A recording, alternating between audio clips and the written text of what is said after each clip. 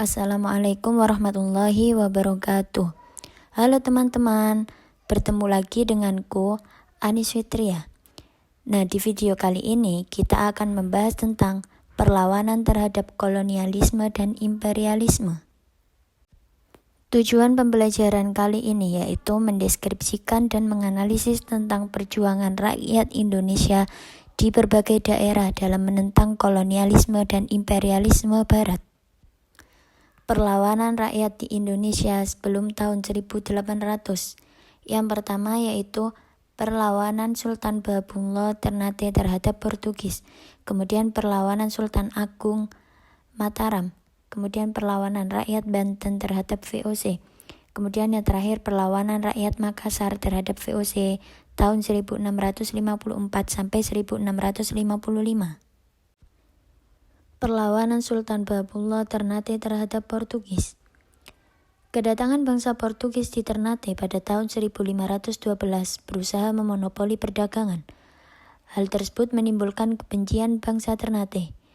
Nah, pada tahun 1565, rakyat Ternate menyerang benteng Sao Paulo yang dipimpin oleh Sultan Harun. Namun, penyerangan tersebut gagal.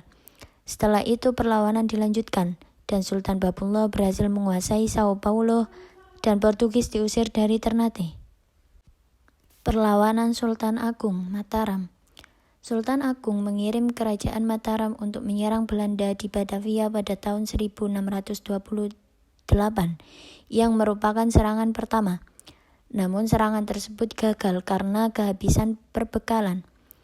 Serangan kedua pada tahun 1629, Mataram menyerang VOC di Batavia dan mengalami kegagalan sehingga perlawanan kembali lanjut di bawah pimpinan Tronojoyo kepada Untung Senopati serta perlawanan Mangkubumi dan Raden Mas Said. Selanjutnya yaitu perlawanan rakyat Makassar terhadap VOC pada tahun 1654 sampai 1655. Penyebab terjadinya perlawanan tersebut adalah Belanda menganggap Makassar sebagai pelabuhan gelap. Belanda mengadakan blokade ekonomi terhadap Makassar. Sultan Hasanuddin menolak monopoli perdagangan Belanda di Makassar. VOC mengajukan perjanjian damai dengan Makassar yang dimanfaatkan oleh Belanda untuk memperkuat pasukan. Kemudian Belanda bersekutu dengan Arupalaka atau Raja Bone yang merupakan musuh Sultan Hasanuddin. Belanda akhirnya menguasai Makassar dengan ditandatanganinya perjanjian Bongaya. Selanjutnya yaitu perlawanan rakyat di Indonesia sesudah tahun 1800, yang mana perlawanan tersebut terbagi menjadi perlawanan rakyat Maluku di bawah pimpinan Patimura, kemudian Perang Paderi yang terjadi pada tahun 1821 sampai 1838, kemudian Perang Diponegoro, perlawanan rakyat Bali, dan juga Perang Aceh. Perlawanan rakyat Maluku di bawah pimpinan Patimura. Sejak Belanda berkuasa di Maluku, rakyat menjadi sengsara sehingga rakyat menjadi benci, dendam kepada Belanda. Nah, di bawah pimpinan Patimura atau Thomas Matualesi, rakyat Maluku bangkit melawan Belanda pada tahun 1817 dan berhasil menduduki benteng Dorset dan membunuh Residen Van den Berg.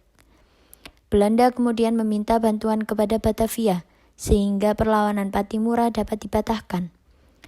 Patimura kemudian ditangkap dan dijatuhi hukuman gantung pada bulan Desember 1817. Nah, dalam perjuangan rakyat Maluku ini juga terdapat seorang pejuang wanita yang bernama Christina Marta Tiahahu. Perang Paderi.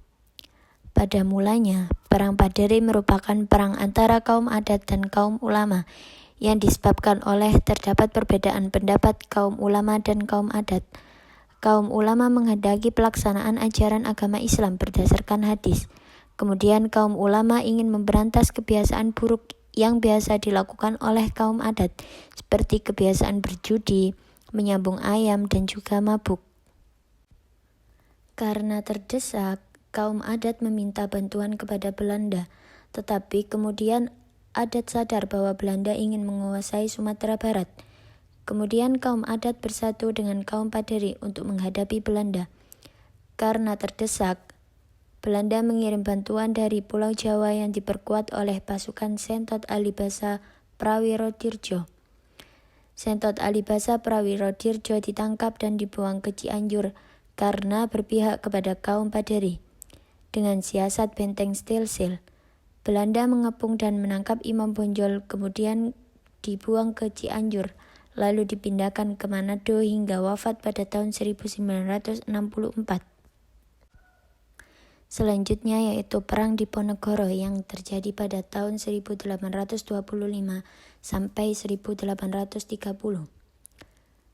Penyebab terjadinya Perang Diponegoro, sebab umum, yaitu penderitaan dan kesengsaraan rakyat akibat pajak, campur tangan Belanda dalam urusan istana, kemudian munculnya kecemasan di kalangan para ulama karena berkembangnya budaya barat.